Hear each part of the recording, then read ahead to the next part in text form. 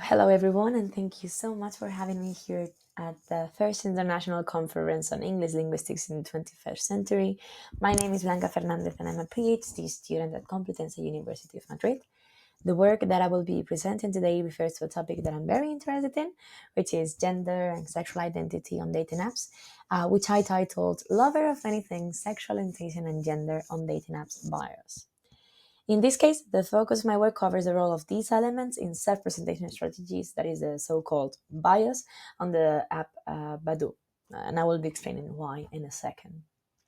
Let me first introduce to you a bit of the outline of this presentation, how it's going to go, so you know what to expect. I will start by contextualizing my topic and explaining its relevance nowadays, moving on to the aim of the research, the features of the data that were collected and used, the methodology that I followed, and continuing to the main and most relevant results that were issued from this work. A bit of discussion, and I will be providing some final conclusions, recommendations for the future, and some references.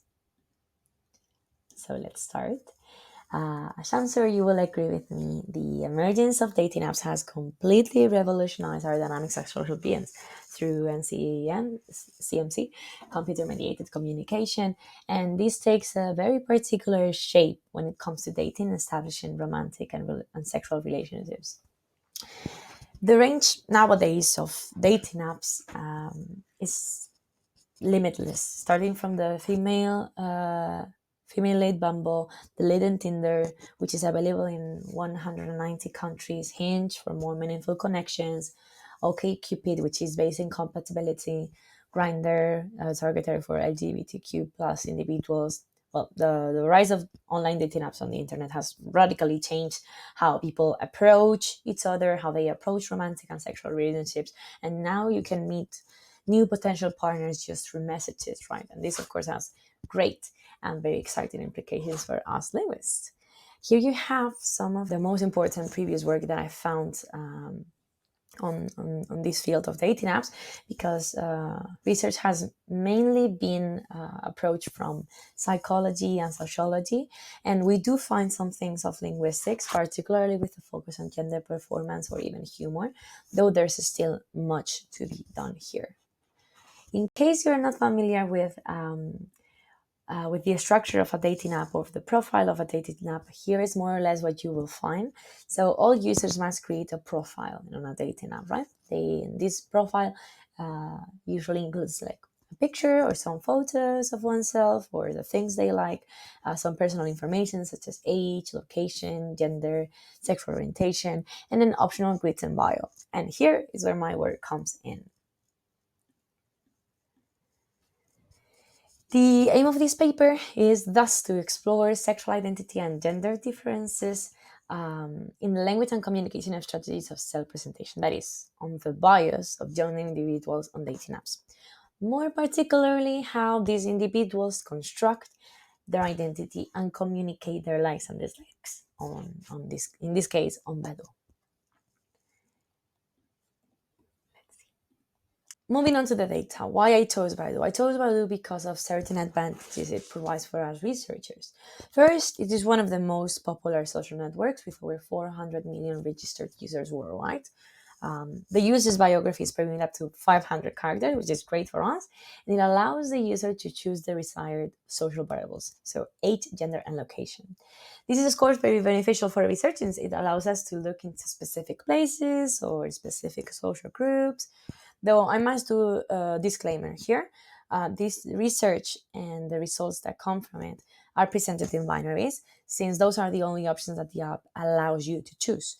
You can only choose between identifying yourself as male or female and seeking for male or female. That's it. Though here it is, of course, acknowledged that gender and orientation are spectrums, are not binaries. In this case, the corpus consists of 200 samples, so around 7,000 words, more or less, in English, that were manually collected from people aging 20 to 30 years old in Dublin, Ireland, and collected during March 2023. You can see here that these 200 samples consist of four groups. So 50 men who have sex with men or men seeking men, 50 men seeking women, 50 women seeking women, and 50 women seeking men, since those are the options that the app allows you to choose. Um, all these samples deal with the interests, so dislikes or likes of the users. This means that the empty bios were discarded, and in order to maintain anonymity, of course, the social networks and links and names that some profiles included were also discarded in the compilation.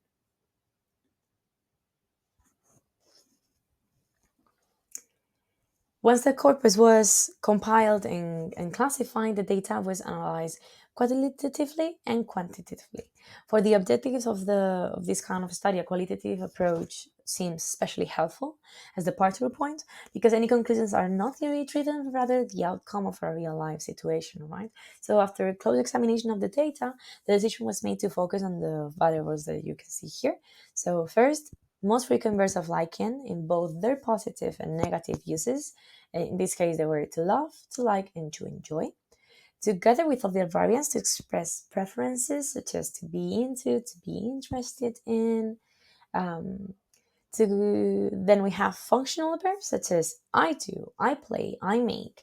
Then the use of noun phrases to describe their likes and dislikes, such as dog lover or lover of many things. Oh, there's a little mistake there. So lover of many things.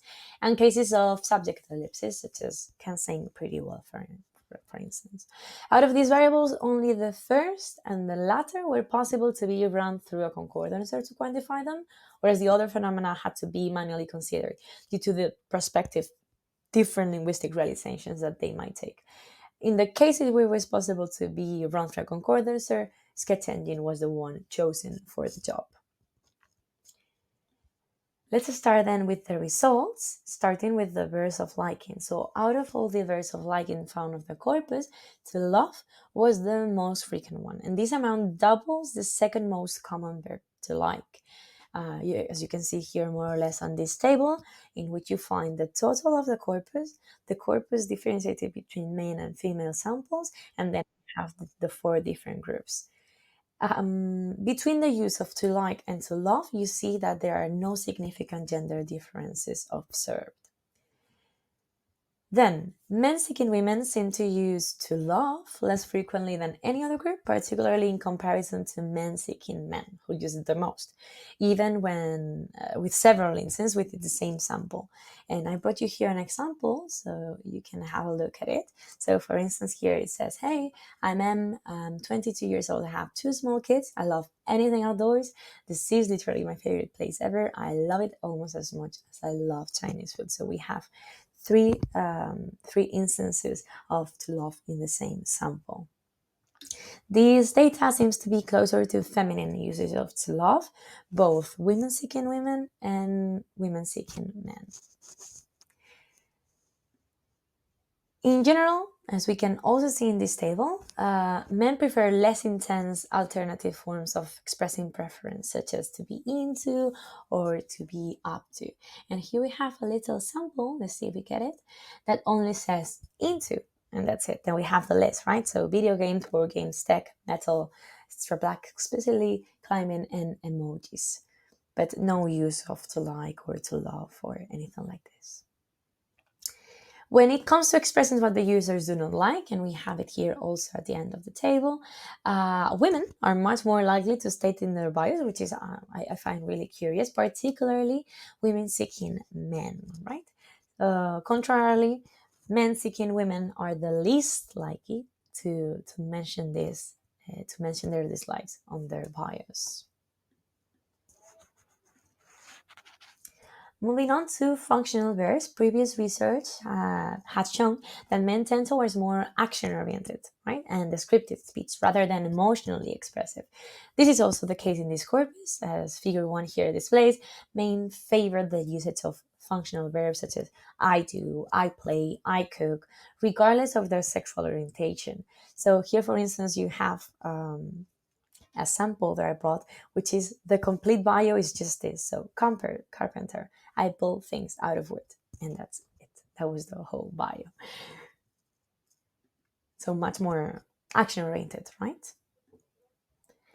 When it comes to the usage of noun phrases, there's a clear difference in terms of gender and sexual orientations. As figure 2 here reveals, men seeking women are the group that employs this linguistic form the most, which could be due to the fact that it is more descriptive and less emotionally articulate than others, like maybe to love or this kind of things. And a great number of samples in this corpus are composed only by noun phrases. This can be illustrated by the following example here. So, big fan of horror and RPGs, psych student, love drawing and reading, just another repressed ex-Catholic schoolboy, just ask me out. Moving on to subject ellipsis. So, omitting the subject, which is also known as null subject or subject ellipsis, is not a common phenomenon in English as it is in other languages, such as Spanish, for instance. However, it can be observed in casual conversation or computer mediated communication signaling, naturalness, informality, or perhaps performed carelessness, which is mostly what we find here. And in the corpus, subject omission is one of the most common phenomena. Female users display a lower use of subject ellipsis, as you can see in the figure here too. And contrastingly, men seem to omit the subject much more often, both men seeking men and men seeking women, but particularly men seeking women. And in this sample over here, you have like the tagging of the omitted subject. So in the sample here, we can read, like we can see that the tagging of the omitted subject. So we have laid back and chill, super easy going, don't mind staying on weekends, love to cook and trying out new things, being spontaneous. Wait, because I cannot see the line there. Open to only fun or for something more, and see where it goes. So lots of subject omission in this case, right? And this was not one of my variables, but when I started seeing this, I saw that it could also be related to the length of the bios. For women present on average much longer text than their male counterparts, so doubling. Uh, as you can see here in table 2, women seeking women and women seeking men write the longest presentations, also manifesting lower subject ellipses. Then men seeking men provide slightly shorter descriptions on average, whereas men seeking women write on average less than all the previous groups. There's a huge difference in that. Of course, in relation to displaying more subject omission, noun phrases, and less verbs of liken, which contribute, of course, to producing shorter text. Let's go then into the conclusion. So, as it has been noted, we do find certain gender and sexual orientations differences in this corpus. The most frequent linguistic form in this case will be to describe one's preferences was the use of verbs such as to love and to like.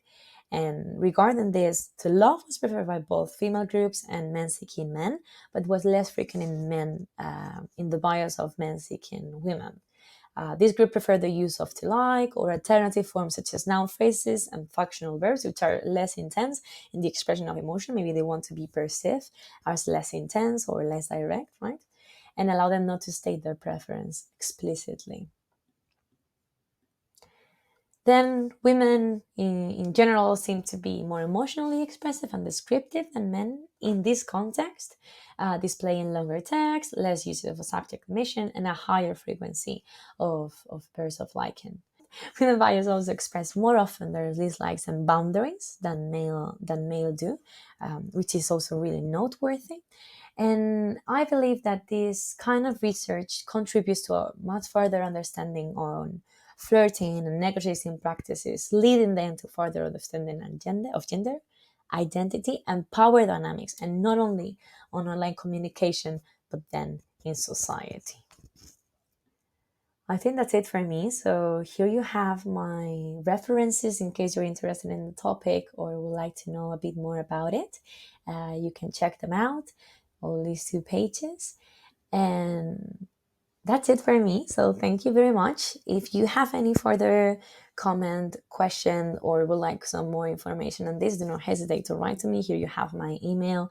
And if not, just leave a comment here at the page of the conference, and I will be very happy to answer to that. So thank you very much. I appreciate your attention, and yes, thank you.